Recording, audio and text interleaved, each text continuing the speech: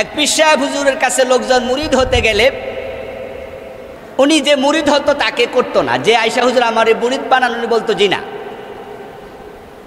তোমার একটু পরীক্ষা নেই, তুমি আমার মুরিদ হওয়ার উপযুক্ত কিনা। তো হুজুর যাচাই করতেন যে দেখো ওই গাছের মাঝে 3টা তোতা পাখি আছে, ওই তোতা পাখি ধরে নিয়ে আসো, জাল দিলাম, ধরো জাল নিয়ে যাও, খাবার নিয়ে যাও, কিছু মটরশুঁটি মাটির মাঝে ছড়াইয়া দিবা, তারপরে যখন এগুলো পড়বে জাল মাইরা ধরে নিয়ে আসবা। তোতা পাখির কাছে যায় মটরশুঁটি নিয়ে, জাল নিয়ে। ওই তোতা পাখিকে হুজুর শব্দ শিখাইয়া রাখছে, মেহমান আসলে শব্দগুলো বলতে হবে। তোতা পাখি মেহমান দেখেছে, দেখে বলে শিকারি আয়েগা, শিকারি আইছে। ও বেটা গিয়ে ডাল বিছাই দিচ্ছে, এখন তোতা পাখি কয় ডাল বিছায়েগা, পাতা নিহি, শিকারি আয়েগা ডাল বিছায়েগা পাতা নিহি। যখনই ওই মুরিদ গিয়ে ডাল বিছায়া দেয়, ওরে দেখকাই শিকারি পাখি কয় শিকারি আয়েগা ডাল বিছায়েগা।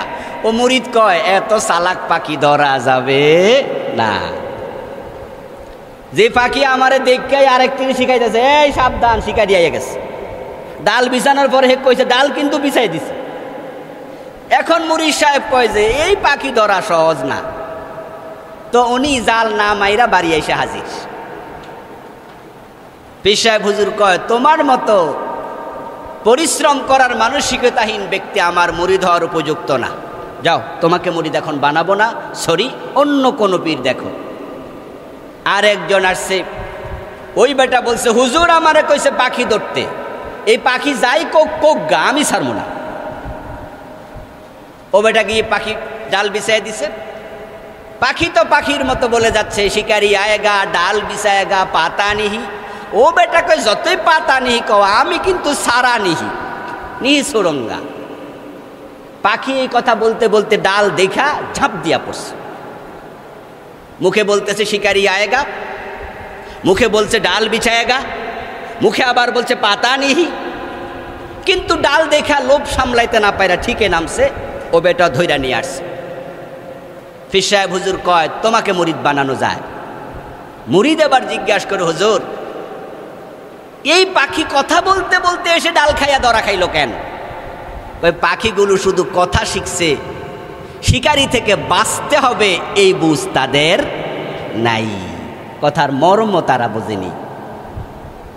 3টা বাক্য আমি শিখাই দিছি, ওরা গাছে বসে বসে 3টা বাক্যই জানে, এর চেয়ে বেশি কিছু আর জানে না। শিকারি কারে কয় এটাও বোঝে না, ডাল বিছাইছি কি এটাও বোঝে না, জাল কেমনে মারে এটাও বোঝে না, বোঝার কথাও না, তাদেরকে আমি শিখাই নাই, 3টা শিখাইছি। তো আজকে কালেমাওয়ালা মুসলমানের অবস্থা ঠিক তাই, যে তারা কালেমায় কি বলে নিজেই বোঝে না, তাই আল্লাহর কথা আর আল্লাহর আইন তারা বাহিরে মানতে চায় না। লা ইলাহা ইল্লাল্লাহর মর্ম কি এটাই তো বুঝলো না। ইয়াকা নাবুদু মানেটা কি? আমরা শুধু তোমার ইবাদত করি, এই কথা যারা বলবে তারা তো তাদের জীবন দিতে পারে, আল্লাহর সাথে কাউকে শরীক করতে রাজি হতে পারে না। এটা সাহাবাদের জীবনে আমরা দেখেছি, কোনো কম্প্রোমাইজ নাই দিনের ব্যাপারে। রাসূলুল্লাহ সাল্লাল্লাহু আলাইহি ওয়াসাল্লাম কি বলেছেন? ওয়ালা তুশরিক বিল্লাহ লাইন কুতাতা ওয়া হুররাক্তা। ও আল্লাহর বান্দা, তোমাকে যদি জবে করে দেয়া হয়, হত্যা করা হয়, টুকরা টুকরো করা হয়, আগুন দিয়ে জ্বালাইয়া দেয়া হয়, তুমি মরতে রাজি হইও, জ্বলতে রাজি হইও, কিন্তু আল্লাহর সাথে কাউকে শিরিক করতে রাজি হইও না। তো ইয়াকা নাবুদু এটারই বাবার্থ, এটারই মর্মার্থ। এখন আমাদের দেশের অধিকাংশ মানুষ আমরা কালেমার অর্থ তো বুঝলাম না, ইবাদতও বুঝি না। ইবাদত কাকে বলে এটা বুঝার লোক খুব কমে গেছে। তো বুঝলেই তো সে আল্লাহর জন্য ইবাদতকে নিবেদিত করত। ইবাদত মানে কি?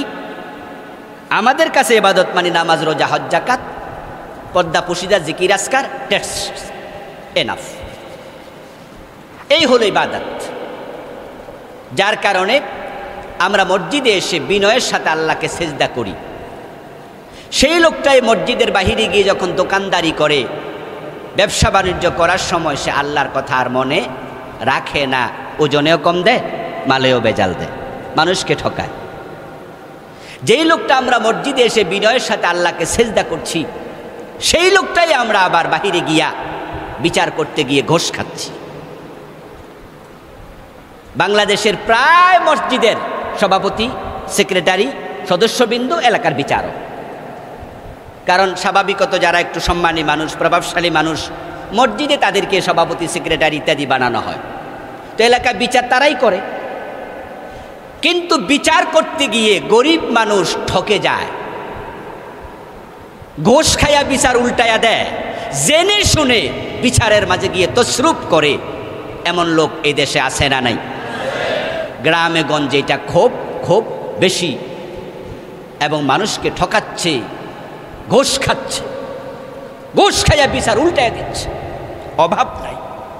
অথচ ওনারা মসজিদে এসে আবার নেতা, এবং এই মসজিদে যিনি নামাজ পড়ছেন, সভাপতি, সেক্রেটারি বা বিভিন্ন দায়িত্ব নিয়েছেন, তাদেরকে আমরা বলি আলহামদুলিল্লাহ, আল্লাহ কি সৌভাগ্য আপনাদের দিয়েছে যে আল্লাহ এই সমাজের মাঝে আপনাকে এই কাজের জন্য মনোনীত করেছে। এই লোকটা খুশিতে তার বুক ফুলে যায়, সে মনে করে তাহলে আমি আল্লাহর ঘরের মুতাওয়াল্লি, আল্লাহর ঘরের আমি এই দায়িত্ব পেয়েছি, তাহলে তো আমি মনে হয় জান্নাতে যাওয়ার বাকিটা শুধু মরা, মানে মরতে দেরি আর ঝাঁপ দিয়া পড়তে দেরি হবে না, এমনভাবে আমি মিশে গেছি। অথচ উনি ঘোষ খায়া বিচার উল্টাচ্ছেন। ওই তাহাজ্জুদ পড়ে কপালে কালো দাগ ফেলে দেয়া নামাজি ভাবে আল্লাহ আমাকে সারা জান্নাত কাকে দেবে, অথচ উনি আবার সুদখোরের কাছে মেয়েটা বিয়ে দিচ্ছেন। যিনি 5 ওয়াক্ত নামাজ পড়ছেন, শুধুমাত্র নামাজ না, এলাকার ইয়াতিমখানায় লাখ লাখ টাকা দেয়, পয়সাওয়ালা মানুষ, হারাম কামাই সব না, হালাল কামাই থেকে দেয়। ওই লোকটা আবার ভোটজুয়া রাজনীতি করে, কোরআনের বিরোধী রাজনীতি করে, আল্লাহর আইনের বিরুদ্ধে কথা বলে, সেও জান্নাতের স্বপ্ন দেখে। এমন লোক সমাজে কম না বেশি? তুমি ইবাদত বোঝো নাই দোস্ত। মসজিদের দায়িত্ব পালন করলে, ইমাম হলে, মুয়াজ্জিন হলে, খতিব হলে, মসজিদের দায়িত্বশীল হলে যদি জান্নাত পাওয়া যেত, তাহলে কাবার মুতাওয়াল্লি আব্দুল মুত্তালেবের কি খবর? কাবার মুতাওয়াল্লি, কাবার দায়িত্বশীল, কাবা কমিটির সভাপতি আব্দুল মুত্তালেব, রাসূলের দাদা, জান্নাতি না জাহান্নামী? ডাইরেক্ট মুশরিক, ডাইরেক্ট মুশরিক।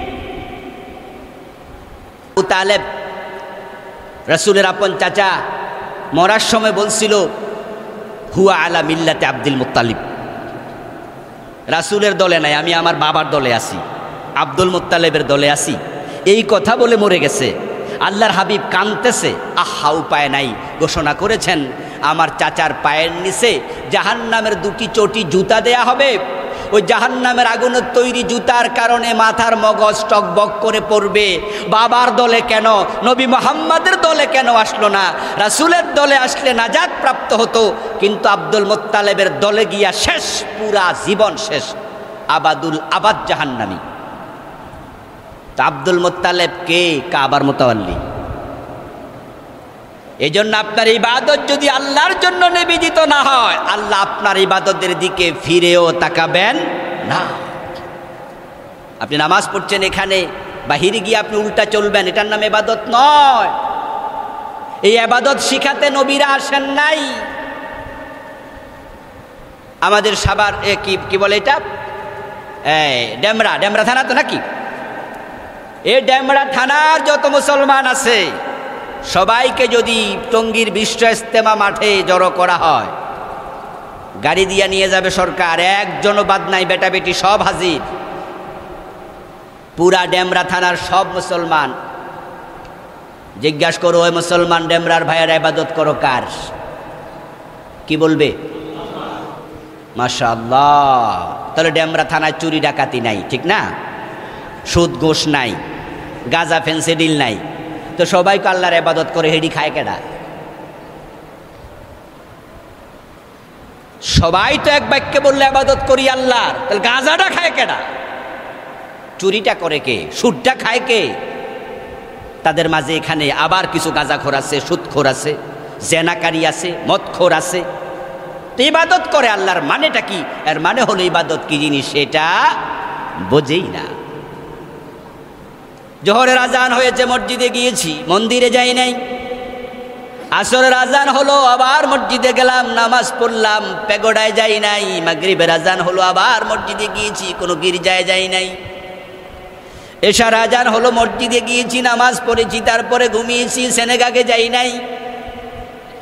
আমি তো মন্দিরমুখী নই, গির্জামুখী নই, পেগোডামুখী নই, সেনেগামুখী নই, আমি তো মসজিদমুখী। তাই আমি মুখে ঘোষণা দিয়ে দিলাম আমি ইবাদত করি আল্লাহর। কিন্তু সেই আমি যখন আবার অন্য কাজে যাই, তখন হিন্দু, বৌদ্ধ, খ্রিস্টান তাদের কাজের সাথে আমার কাজের আর কোনো পার্থক্য নাই। শুধু আমি আমার পুরা 24 ঘন্টার মাঝে 1.5 থেকে 2 ঘন্টা 5 ওয়াক্ত নামাজে এসেছি। আমার ইবাদতটা হিন্দুর সাথে মিলে না, খ্রিস্টানের সাথে মিলে না, ইহুদির সাথে মিলে না, বৌদ্ধের সাথে মিলে না। আমি আল্লাহর সাথে মিলে, সুন্নাহর সাথে মিলে আমি নামাজ পড়ছি। সেই আমি বাজারে গেলে তাদের সাথে আর আমার সাথে কোনো পার্থক্য আর খুঁজে পাওয়া যায় না। তো তুমি 1.5 ঘন্টা আল্লাহর গোলাম, বাকি 22.5 ঘন্টা কার গোলাম ছিলা? আনিবুদুনি হাযা সিরাতুম মুস্তাকিম। আল্লাহ তাআলা বলেন, আমার বান্দারা আমার ইবাদত করো, এটাই সোজা রাস্তা। আল্লাহ তা'বুদুশ শাইতান, শয়তানের ইবাদত করো না। ইন্নাহু লাকুম আদুব্বুম মুবিন, সে তোমাদের বড় দুশমন। এখন আপনি 1.5 ঘন্টা আল্লাহর ইবাদত করেছেন, আপনাকে গলায় রশি লাগায়াও মূর্তির সামনে মাথা নত করানো যাবে না। আলহামদুলিল্লাহ, যেমন আমরা আজকে যারা আলোচনা করছি এবং শুনছি, আমাদেরকে লাখ টাকা দিলে মূর্তির সামনে মাথা নত করব? কোটি টাকা দিলে? 500 কোটি? কত দিলে?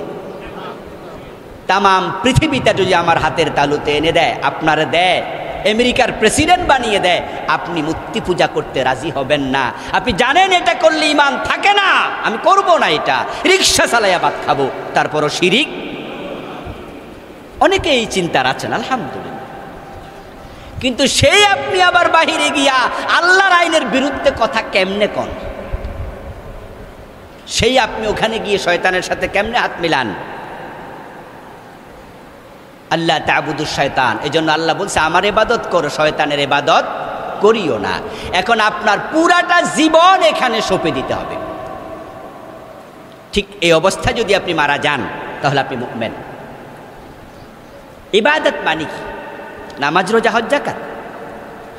হ্যাঁ, এক অর্থে এটা ইবাদত, কিন্তু আরেক দিকে তাকালে এটা ইবাদত না। ইবাদত মানে হচ্ছে আল্লাহর কথা শোনা। ঘুম থেকে উঠে দেখেন সূর্য উঠতেছে, তখন কি ফজরের নামাজ পড়বেন নাকি অপেক্ষা করবেন? কথা বলেন, কথা বলেন। মাশাআল্লাহ, এটাই মাসআলা। সূর্য ওঠার সময় নামাজ পড়া যাবে না। তো নামাজ যদি ইবাদত হয়, তো সূর্য ওঠার সময় পড়লে অসুবিধা কি? আমরা বলবো যে না, রাসূল মানা করছে। তাহলে বোঝা গেল অর্ডার, অর্ডার। ঈদের দিন রোজা রাখলে সওয়াব হয় না গুনাহ হয়? তো রোজা তো ইবাদত, ঈদের দিন রাখলে অসুবিধা কি? কই না, রাসূল মানা করছে। তাহলে বোঝা গেল যখন পড়তে বলেছে পড়ো, যখন পড়তে নিষেধ করেছে পড়া থেকে বিরত থাকো। নামাজটা নয়, আল্লাহ এবং রাসূলের কথা মানার নামে বাধা। ইবাদত মানে হচ্ছে বন্দিগি, দাসত্ব, কথা মেনে চলা। আল ইবাদত হিয়াল খুদু আত-তাদাল্লুল, ইজহারুল খুদু ওয়াত-তাদাল্লুল। ইবাদত মানে হচ্ছে বান্দা আল্লাহর জন্য নিজেকে একবারে বিনয়ী করে ইনকিয়াদ করবে। আমার আল্লাহ যা বলেছে, রাসূল যা বলেছে, আমি মাথা পেতে মেনে নিলাম, কোনো প্রশ্ন করব না। এই চিন্তার নাম ইবাদত। কোনো প্রশ্ন চলবে না। ইজহারু গায়াতিত তাযাল্লুল লিল্লাহি তাআলা, চূড়ান্ত বিনয় যাকে বলে। আপনি নামাজ পড়লেন, প্রথম রাকাতে সূরা ইয়াসিন, দ্বিতীয় রাকাতে সূরা রহমান, লম্বা তাহাজ্জুদ, প্রায় 1.5 থেকে 2 ঘন্টা লাগাইয়া লম্বা রুকু, লম্বা সেজদা। সালাম ফিরাইলেন, ফিরা মনে মনে বললেন, আল্লাহ বেহেশত আমারে না দিয়া দে কারে। এ নামাজের কি দাম আছে? দাম আছে? 1 আনাও নাই। আপনার নামাজ আল্লাহ আপনার চেহারার দিকে ফিকে মারবেন, কারণ নামাজ ছিল, বিনয় ছিল না। ইবাদত তখনই হয় যখন বান্দা চূড়ান্ত বিনয়ী হয়। এই জন্য নামাজের মাঝে সবচেয়ে সেরা অঙ্গ হলো সেজদা। এই সাজদার মাঝে আপনি খেয়াল করেন 7টা অঙ্গ আপনি আল্লাহর কাছে, 2 পা, 2 হাঁটু, 2 হাত, আপনার চেহারা, পুরাটা বডি আল্লাহর কদমে আপনি লুটাইয়া দিয়া বুঝাতে হবে, আল্লাহ আমি শুধু তোমার। মানে আমার বলতে কিচ্ছু নাই, আমিত্ব বলতে কিচ্ছু নাই, সবটা তোমার। ইবাদত মানে হলো চূড়ান্ত পর্যায়ের বিনয় প্রকাশ করা। সম্মানিত ভাইয়েরা, ইবাদাহ হিয়া ইবারাতুন আম্মা ইয়াজমাউ কামাল আল মুহাব্বাহ ওয়াল খুদু ওয়াল খাউফ। ইবাদত মানে হলো আল্লাহ বেহেশত দেবে না, জাহান্নামে দেবে, মাইরা সোজা করে ফেলবে, এই ডরে আমি যে সিজদা করি, এটা ইবাদত না। খাউফ থাকবে, জাহান্নামের ভয় থাকবে, জান্নাতের আশা থাকবে, কিন্তু আপনার একটি জিনিস মিস করেছেন, সেটা হচ্ছে আল্লাহর ভালোবাসায় আপনি সিজদা দেন নাই, প্রকৃত গোলাম হতে পারেন নাই। এই জন্য ইবাদতে থাকবে বিনয়, তার সাথে থাকবে মাহাব্বাত, চূড়ান্ত পর্যায়ের মাহাব্বাত। আমার রব আমাকে এত নিয়ামতে সিক্ত করলেন, আমার রব আমাকে দয়া করে মানুষ বানালেন, দয়া করে মুমিন মায়ের গর্ভে, মুমিনা মায়ের গর্ভে পাঠালেন, আমাকে বেঁচে থাকার যত নিয়ামত দরকার চাওয়ার আগে দিলেন। এই যে সকালবেলা ঘুম থেকে উঠেছি, শ্বাসকষ্ট শুরু হলে আমি হাসপাতালের বেডে থাকার কথা, কিন্তু এই যে 8-9 ঘন্টা শ্বাস নিয়েছি, আমার অক্সিজেন দিয়েছেন, নেয়ার সুযোগ দিয়েছেন, এত সুস্থ রেখেছেন, আমি কি তাকে একটু সেজদা করব না? আমি কি এত অকৃতজ্ঞ? এটা কি হয়? আমি ভালোবেসে সেজদা করছি, এটার নাম ইবাদত। আচ্ছা, সেই আমি তার কথার বাহিরে যাই কেমনে? উনি আমাকে কিছু করতে বললেন, আমি না করি কেমনে? বরং তিনি আমাকে বলেছেন আমাকে করতেই হবে, এবং আমি বিশ্বাস করি, আমি জানি উনার কোনো কথা হিকমতের খেলাফ নাই, উনার কোনো কর্ম, কোনো আদেশ আমার অকল্যাণের নাই। আমি বিশ্বাস করি তিনি আমার বন্ধু, তার মতো উত্তম অভিভাবক নাই। সুতরাং তিনি যদি কোনো কাজ করতে বলেন, সেটা আমার বিবেকে নাও ধরে, আমি তবুও করব, এই চিন্তার নাম ইবাদত। কত কিছু বিবেকে ধরবে না। আপনি অজু করেছেন, কাশ দিয়েছেন, অজু ভেঙে গেছে, পেট ভালো নয়, হাওয়া বের হয়েছে, রাসূল শিখিয়েছেন, আপনাকে শুনিয়েছেন, অজু তোমার ভেঙে গেছে, আবার যা অজু করো। আপনি আবার যাবেন, মুখ ধোবেন, হাত ধুবেন, পা ধোবেন, মাথা মাসে করবেন। মুখের কি দোষ? হাত কি দোষ করেছে? অজু করেছি 1 মিনিট 2 মিনিট আগে, মুখ তো নষ্ট হয়নি, হাওয়া বের হলো কোন জায়গা দিয়া, আর ধোয়া লাগে কারে? কোনো প্রশ্ন আমরা করিনি, আমরা বলেছি আমার রাসূল বলেছেন, এখানে কোনো প্রশ্ন চলবে না। আমি একবারে সভ্য সুবোধ বালকের মতো, অজু ভেঙেছে আবার গিয়ে মুখ ধোবো, হাত ধোবো, পা ধোবো, মাথা মাসে করবো, কোনো প্রশ্ন করা যাবে না, আমি করব না। ما كان لمؤمن ولا مؤمنة إذا قضى الله ورسوله أمرا أن يكون لهم الخيرة من أمرهم। আল্লাহ তাআলা কোরআন মাজিদে বলছেন, মুমিন মুমিনা শোনো, পুরুষ নারী মুসলমান, আল্লাহ তাআলা যখন কোনো কাজ করতে বলেন বা কোনো কাজ করতে বারণ করেন, যদি মুমিন হও, আল্লাহর ইবাদত করতে রাজি হও, তাহলে করব কি করব না এরকম হেজিটেশন করা, সিদ্ধান্ত নেব আমি, এই চিন্তা করব, এই অধিকারও তোমার আর থাকবে না।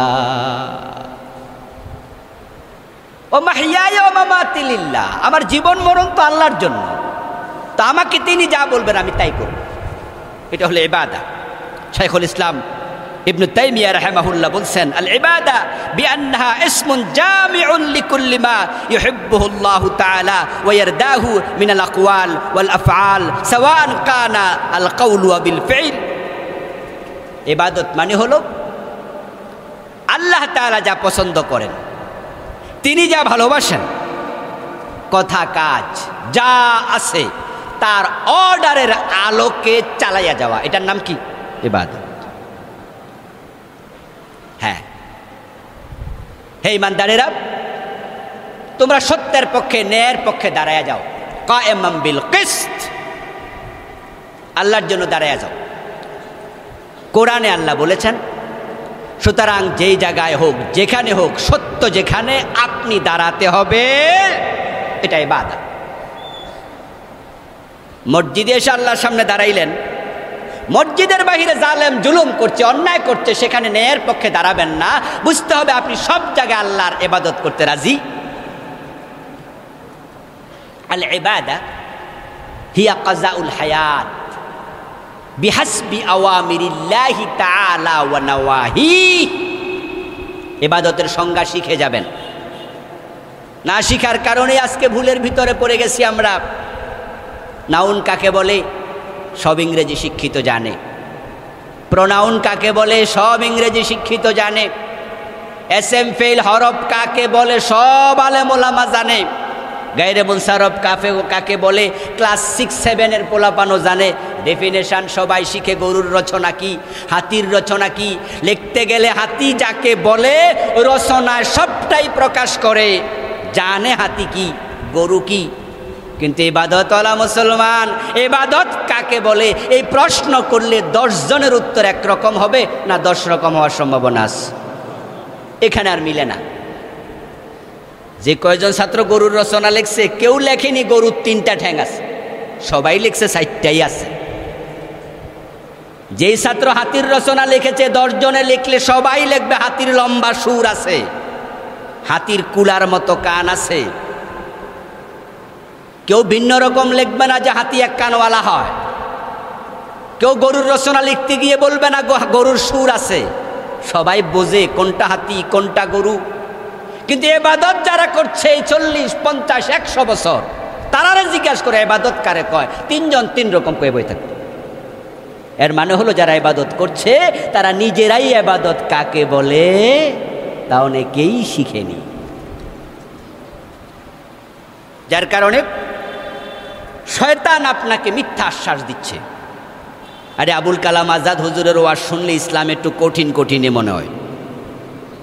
তুমি অন্য হুজুরের ওয়াজ শুনে দেখো, যতটুকু ইসলাম তুমি মানছো, বেহেশত পাইতে আর বেশি লাগে না। শয়তান আপনাকে মিথ্যা আশ্বাস দিচ্ছে। কুল্লু হিজবিন বিমা লাদাইহিম ফারিহুন।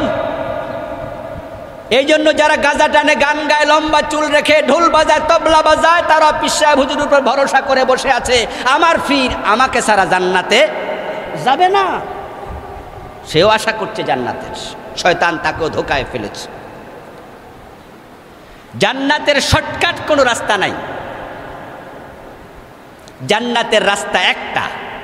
নবী মুহাম্মদ সাল্লাল্লাহু আলাইহি সাল্লাম যেটা দেখিয়েছেন, আল্লাহ বলছেন তোমরা এই সহজ সরল পথ অনুসরণ করো, যেটা প্রতিদিন নামাজে দাঁড়িয়ে বলেন ইয়া ইহদিনাস সিরাতাল মুস্তাকিম। একটাই রাস্তা, একটাই রাস্তা। বিশ্বনবী অসুস্থ, মসজিদে আসতে পারছেন না।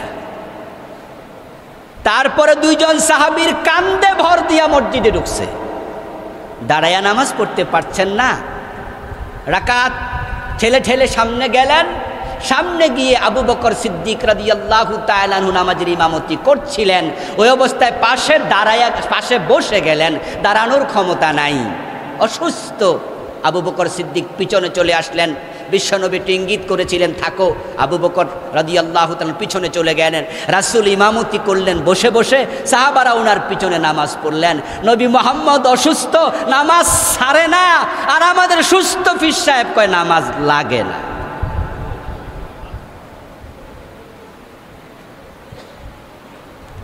পীরের কাছে মুরিদ হলে নামাজ লাগে না এমন পীর বাংলাদেশে আছে কিনা? উম্মত তাদের মুরিদেরা ধোকায় পড়েছে, হুজুরের কথাই ঠিক। এই জন্য আমি আমার কথা শুনতে বলি না, আমি বলি কোরআন এবং সুন্নাহর কথা শুনুন। ইবাদত মানে হলো আল্লাহর অর্ডার মানা, হিয়া কাযাউল হায়াত। সংজ্ঞা শিখে যান, জীবন পরিচালনা করা বিহাসবি আওয়ামিরিল্লাহি, আল্লাহর আদেশগুলোর আলোকে। আদেশগুলো শব্দের এক বচন না বহু বচন? এর মানে যত আদেশ আল্লাহ করেছেন সবটার আলোকে। ওয়া নাওয়াহি, এটাও বহু বচন, এবং নিষেধগুলোর আলোকে। কালেমা একটা বিপ্লবের নাম, এটা রেভুলেশন। 1971 সনে 8 মাস 20 দিন যুদ্ধ করে, প্রায় 9 মাস যুদ্ধ করে পাকিস্তান থেকে আমাদের বাংলাদেশ আলাদা হলো, পূর্ব পাকিস্তান স্বাধীন হলো। স্বাধীন হওয়াকে রেভুলেশন বলে, এটা বিপ্লব। ইন্ডিপেন্ডেন্ট, স্বাধীন দেশ। এখন আমরা যখন স্বাধীনতা অর্জন করেছি, পাকিস্তানের কিচ্ছু রাখি নাই আর, নামটা হয়ে গেছে নতুন। রাজধানীর নাম আগেরটা না আছে নতুন? কথা বলেন। প্রেসিডেন্টকে আগের জন্য নতুন, প্রধানমন্ত্রী আগের জন্য নতুন, সেনা প্রধান আগের জন্য নতুন, বিচার বিভাগের প্রধান বিচারপতি আগের জন্য নতুন, সব নতুন। আগের সব ফেলে দাও। আপনারা দেখেছেন কয়দিন আগে আফগানিস্তান যখন তালেবানদের হাতে আসে, পুরা আফগানিস্তানের নিয়ন্ত্রণ তারা এনেছে, কিন্তু একটা শহর বাকি ছিল। ওই শহরটার নাম কি আপনাদের কারো মনে আছে? পানশি। একটা শহর নিয়ন্ত্রণে নাই। তালেবানরা কি যুদ্ধ বন্ধ কইরা নাকে তেল দিয়ে ঘুমে গেছে যে মোটামুটি বাকিরা তো আইছে, 90% যেহেতু আইছে ওইটুকু গেলে আর কি? না, এটার নাম স্বাধীনতা নয়, এটার নাম বিজয় নয়। পুরাটা অধীনে এনে তারপরে যাবে বিশ্রামের আগ পর্যন্ত নয়। উদখুলু ফিস সিলমি কাফা। আল্লাহর কোরআন মাজিদের উপরে এমন বিশ্বাস আপনি এনেছেন, সবটা মানেন, শুধুমাত্র কুল হু আল্লাহ সূরা মানেন না, অথবা ইন্না তয়না মানেন না, অথবা মানেন এক আয়াত মানেন না। আপনার ঈমান কত পার্সেন্ট হয়েছে? 1% না, একবারে জিরো। যে কোরআন একটুও মানে না সে যেমন, আপনি এক অক্ষর মানেন না, আপনিও ঠিক তার মতো হুবহু তেমন। ইয়াকা নাবুদু মানে কি? মানে হলো নিজেকে আল্লাহর কাছে এমনভাবে সঁপে দেয়া, হে আমার রব, তোমার কথার বাহিরে আমি একটি কদম রাখবো না। এই ইবাদত জাহিরি বাতিনি দুপ্রকার। মিসালুল ইবাদত যাহিরা as-সালাত ওয়াজ যাকাত ওয়াল হজ ওয়াদ দুআ যিকির গায়রু যালিক, এগুলো হচ্ছে ইবাদতের প্রকাশ্য রূপ। কিন্তু ইবাদতের বাতিনি একটা রূপ আছে, সেটা হচ্ছে হুব্বুল্লাহ ওয়া রাসূলিহ, আল্লাহ এবং তার রাসূলের ভালোবাসা। ওয়াল খাউফ মিন আযাবিহ, আল্লাহর আযাবের ভয় করা। ওয়ার রাজা আলী রাহমাতি, আল্লাহর রহমতের আশা করা। ওয়াত তাওয়াক্কুল আলাইহি, আল্লাহর উপর একমাত্র ভরসা করা। ভরসা কার উপরে? সাথে আর কেউ আছে? রাখা যাবে? কিন্তু আমরা তো এটা করি না। আচ্ছা, ইসলাম সব মানা দরকার, মানেন না কেন? হুজুর বুঝি তো মানা লাগবো, কিন্তু মানতে গেলে তো আসলে এই সমস্যা। ভাইজান, আপনি তো ভালো মানুষ, নামাজি মানুষ, হাজী সাহেব মানুষ, আপনি এই কথাটা কেমনে মানলেন? বুঝি এই কথাটা ঠিক না, কইতে গেলে তো দলের বিরুদ্ধে যায়, তাই কই না। কথা বোঝেন নাই?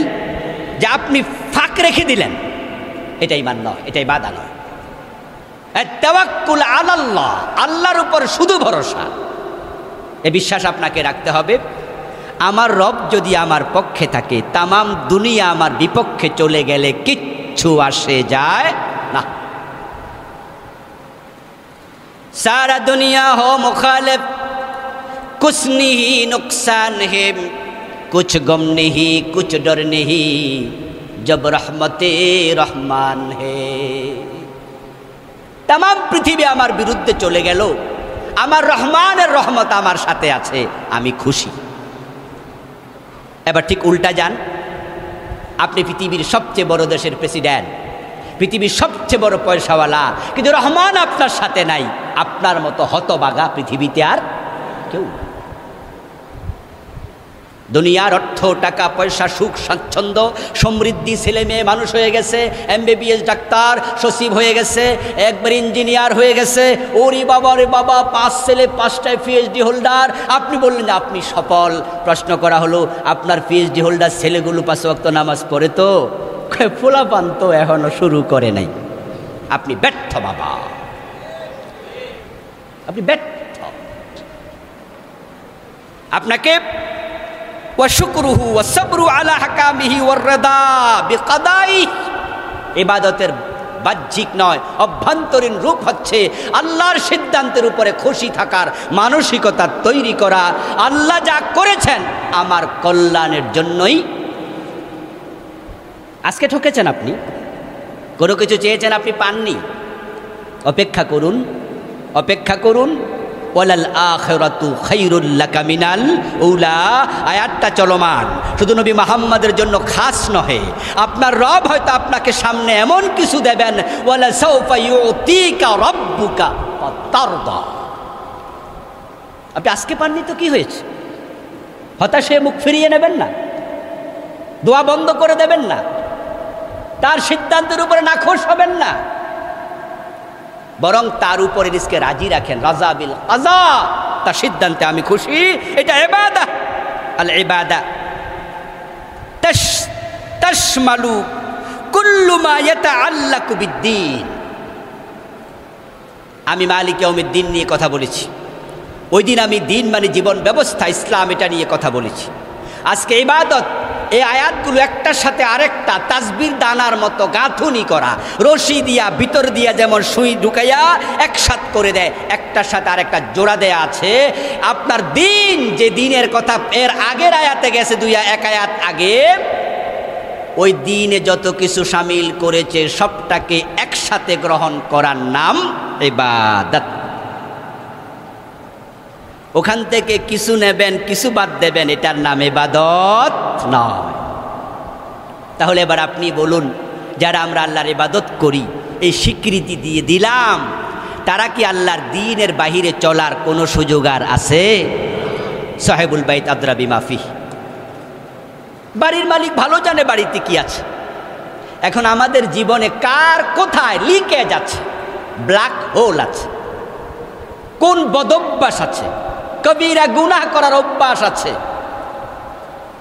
লাগাতার গীবত করে, শুধু মানুষের সমালোচনা করে, এমন কিছু লোক আছে কিনা? এর কাছে গেলেই শুধু গীবত ছাড়া কিছু পাওয়া যায়। আপনি থেমে যান।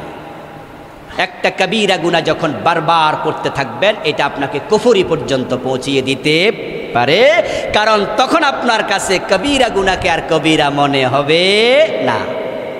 কিছু কিছু চা দোকানে গেলে দেখবেন যে মনে হয় যেন দোকান খোলা আছে, যতক্ষণ নাটক সিনেমা চলতেছে ততক্ষণ সারা দিন লাগাই রাখছে, কাস্টমার নাই তাও লাগাই রাখতেছে। তার কাছে নাটক সিনেমা এখন আর কোনো গুনার কাম না। আম যখন আপনার কাছে হালাল হয়ে যাবে, ঈমান আর থাকবে না। এই জন্য ইবাদত মানে হচ্ছে দিন যত কিছু শামিল করে প্রত্যেকটাকে গ্রহণ করা। এখন আলহামদুলিল্লাহ, ওয়াজ আমরা যতটুকু শুনলাম এর আলোকে যদি মানি, দ্যাটস এনাফ, কাফি। এখন এই ইবাদতটা আল্লাহর কাছে কবুল হওয়া দরকার আছে কিনা? আমরা মেনে নিলাম, 100% মেনে নিলাম। আপনি 100% মেনে নেওয়ার পরও আল্লাহ যদি বলে আমি নিলাম না, তাহলে মেনে নিয়েও কোনো লাভ নাই। এই জন্য ইব্রাহিম আলাইহিস সালামকে আল্লাহ যখন বললেন যে কাবাঘর বানাও, উনি ওনার ছেলে ইসমাইল আলাইহিস সালামকে সাথে নিয়ে কাবাঘর বানালেন। বানায়া শেষ কইরা বাড়ি চলে যান নাই, বানায়া বলছে রব্বানা তাকাব্বাল মিন্না ইন্নাকা আনতাস সামিউল আলিম। কোরআনে আছে না নাই? ওয়াইজ ইয়ারফা ইব্রাহিমুল কাওয়াইদা মিনাল বাইতি ওয়া ইসমাইল রব্বানা তাকাব্বাল মিন্না। ও আল্লাহ, আপনি বলেছিলেন এ ঘর বানাতে, আমি আমার ছেলেকে নিয়ে বানাইছি, এখন আমার কাজ তো শেষ, আপনি যদি মুখ ফিরাইয়া রাখেন কাজ করে লাভ কি? তাই দয়া করে আমার কাজটা কি করেন, কবুল করেন। ইবাদত কবুল হওয়ার জন্য মৌলিক 4টা শর্ত আছে। যত ইবাদত আমরা করি সবটা। 1 নাম্বার ইখলাস। বলুন তো 1 নাম্বার কি? 2 নাম্বার দলিল, প্রমাণ। 2 নাম্বার কি? 3 নাম্বার ইত্তেবায়ে সুন্নাহ। 3 নাম্বার কি? 4 নাম্বার হালাল গিজা। 4 নাম্বার কি? 4টা আবার বলছি। 1 নাম্বার ইখলাস, 2 নাম্বার দলিল, 3 নাম্বার ইত্তেবায়ে সুন্নাহ, 4 নাম্বার হালাল খাবার পেটে থাকতে হবে। এই 4টি মৌলিক শর্ত আপনার জীবনে আনতেই হবে। কুল ইন্নী উমিরতু আন আ'বুদাল্লাহা মুখলিসান। কোরআনের আয়াত। হে নবী, আপনি উম্মতকে শুনাইয়া দেন, আমি আদিষ্ট হয়েছি, আল্লাহ আমাকে অর্ডার করেছেন আমি যেন ইখলাসের সাথে ইবাদত করি। ওয়া মা উমিরু ইল্লা লিয়াবুদুল্লাহা মুখলিসিনা লাহুদ্দিন। সূরা বাইয়ানার মাঝে আছে। শুধুমাত্র রাসূল একা আদিষ্ট হননি, আমরা যারা আছি সবাই আদিষ্ট হয়েছি ইবাদত ইখলাসের সাথে হবে। ইখলাস মানে হলো ইবাদতের মাঝে আল্লাহ ছাড়া আর কারো সন্তুষ্টি, অন্য কোনো উদ্দেশ্য থাকবে না।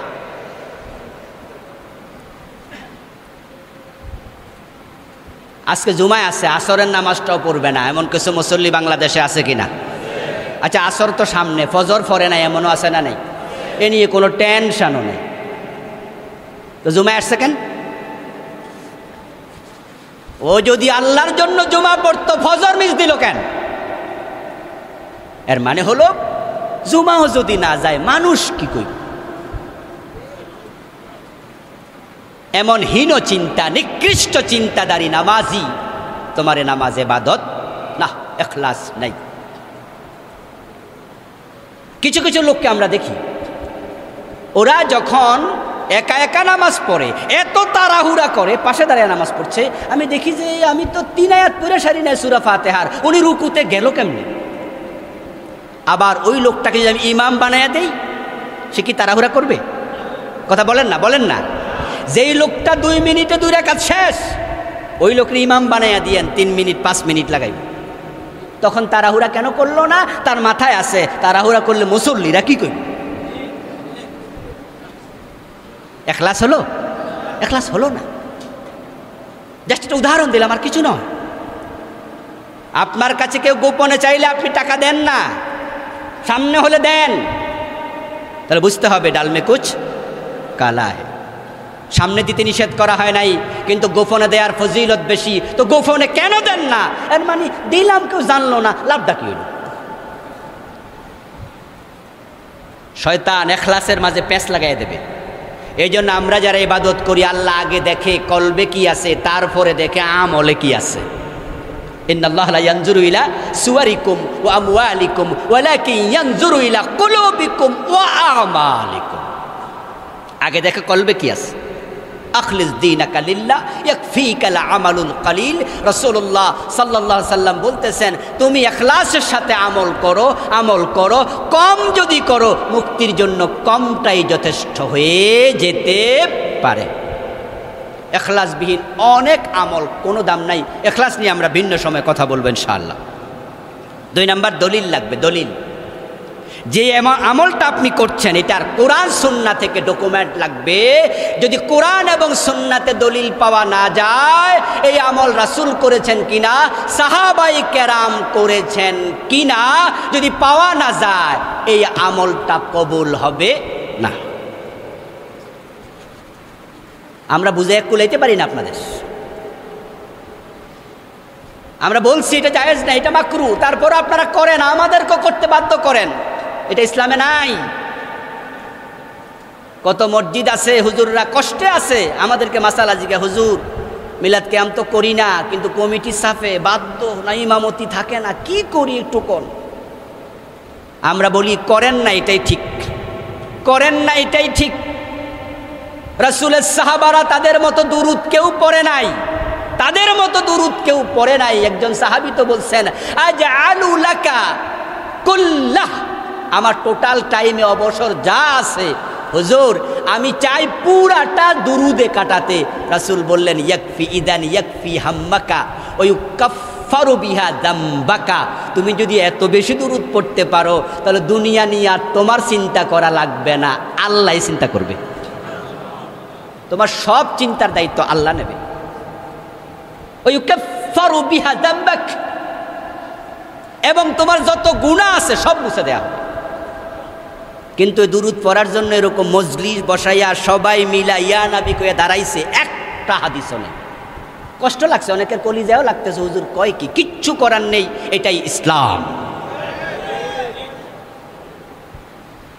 এর বিপরীত দলিল আপনি দেখান আমাকে পারবেন না, নাই তো কোত্থেকে দেখাবেন? ভাষা ভাষা এলেম নিয়ে তার কথা বলছি না, আলহামদুলিল্লাহ। এইভাবে আরো কত ইবাদত আপনি করছেন, করে যাচ্ছেন লাগাতার। ইল্লাল্লাহ ইল্লাল্লাহ ইল্লাল্লাহ জিকির থামো, পুরা পড়ো লা ইলাহা ইল্লাল্লাহ। কয় না আমার হুজুর কইছে। তোমার হুজুরের কথা তো ইসলাম না, দলিল লাগবে। কোরআন সুন্নাতে যদি দলিল না থাকে যতই কষ্ট করো আমল কবুল হবে না। দলিল চাই, দলিল। মজা লাগে হুজুর, সুন্দর কাম, কি মজা লাগে। আরে ভাই মজা তো কত কিছুতেই আছে। ঈদের নামাজে আজান নাই, মুয়াজ্জিন যদি আজান দেয় আমরা বেতন বাড়াই দেবো না? সবাই বলবে এই ঈদের দিন আপনি কি কাম করলেন? উনি বলবে যে খারাপ কাম করছি, ভালো কাম করছি।